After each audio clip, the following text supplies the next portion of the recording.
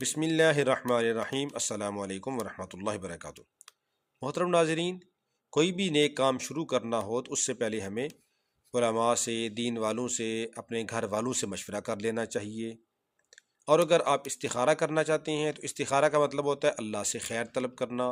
آپ اللہ سے اس بارے میں خیر مانگیے۔ اس کا ایک آسان طریقہ یہ ہے کہ آپ آنکھیں بند کر کے 3 بار یا خبیرو اخبرنی، یا خبیرو اخبرنی، یا خبیرو اخبرنی یہ کہیں، اور اس کے بعد جو خیال، جو گمان غالب آپ کے ذہن میں آ جائے اس کے مطابق کر لیں۔ انشاءاللہ العزیز اللہ رب العالمین اس کام کے اندر آپ کے لیے برکت ڈال دیں گے اور وہ کام آپ کے لیے بہتری والا ہوگا۔